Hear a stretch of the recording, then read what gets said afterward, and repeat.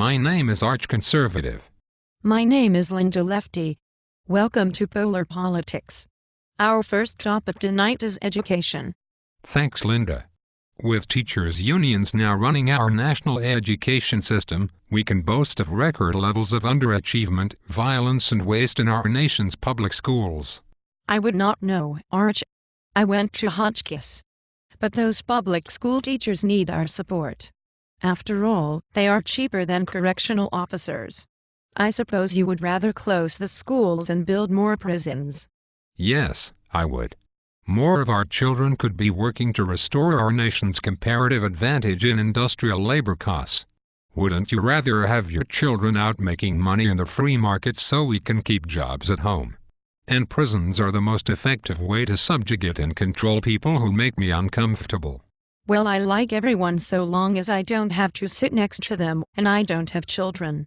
I am waiting until I am almost too old to breed, then I will have them at the last possible moment using donor seed from my metrosexual significant other and expensive medical procedures.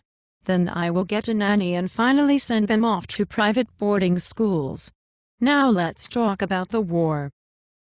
Which war would that be? Afghanistan or Iraq? Those wars are wars of profit for the oil companies. Let's talk about our support of the free peoples of Libya, where we are fighting for democracy.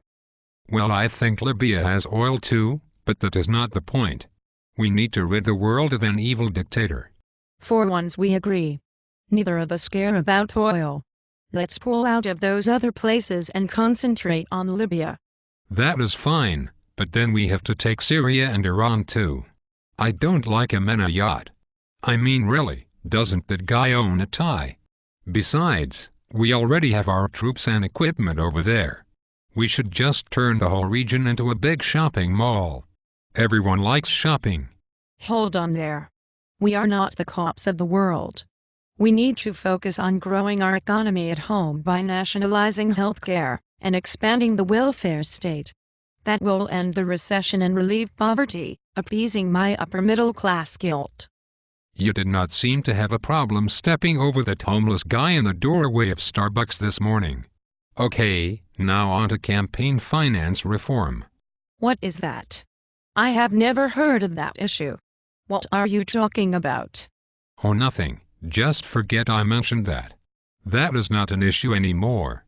Don't you think the liberal media is trying to undermine the moral foundation of our country? Would that be the same moral fiber that allows corporate executives to make 234 times as much per hour as a doctor who saves lives, all paid for by taxpayer bailout money? And I won't even start about Fox News. An oxymoron if I ever heard one. They make Goebbels look like the font of veracity? Okay, maybe they have totally abandoned journalism by fear-mongering for higher ratings, but somebody had to bring balance to the media by going to the extreme opposite from those commies on CNBC. After all, Bill O'Reilly did make the trains run on time. Actually, that was Mussolini. But while we are on the subject, our side has revitalized our nation's mass transit systems with stimulus dollars leading to the creation of thousands of jobs. Isn't that a good thing? Well, I have seen a lot of guys sleeping in orange trucks on the side of the highways who think so, but everyone else is still out of working on their ass. If you guys are so great, why don't you stop taxing business to death? That would lead to growth and end the recession. Oh, right. If we cut taxes and curb entitlements, the rich people won't just pocket the excess profit, they will invest in capital and create jobs. If they do build more capacity, I'm sure the Mexican and Chinese people will really appreciate the new jobs. Well, at least they will be making cheaper products for Americans so we can live better on what little we have left to spend. I notice you drive a German car.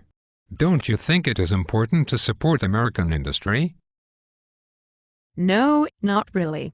It is more important to make my friends feel bad by driving a car they cannot afford.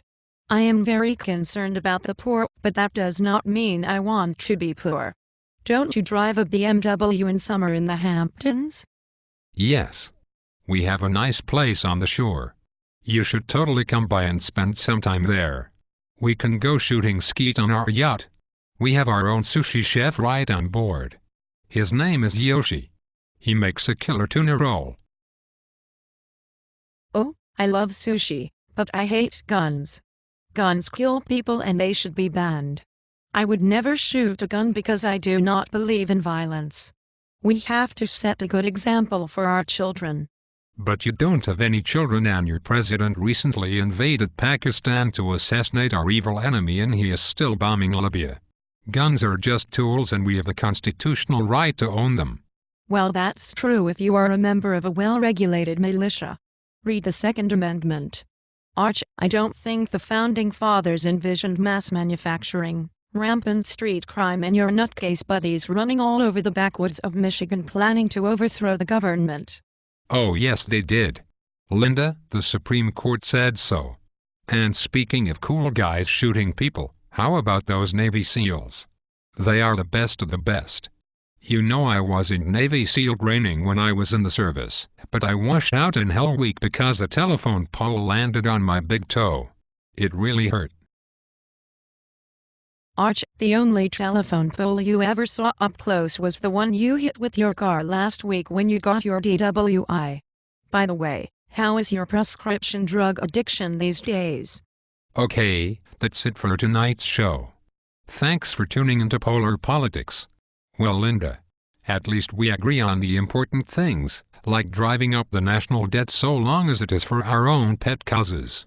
I like subsidizing corporate greed. And I like telling people how to live their lives, and funding socialist entitlements with strangulating taxes.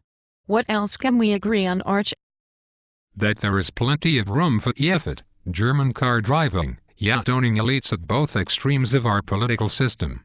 So long as we keep people fighting, no one notices how we both get paid. Good point, Arch. Moderates are the real enemy. Let's make sure that any candidate that has any reasonably balanced views looks like an indecisive flip-flopping idiot. That is easy when no one watches public TV anymore. All we have to do is keep touting populist celebrities as candidates and the problem takes care of itself. No one wants an ugly egghead for president.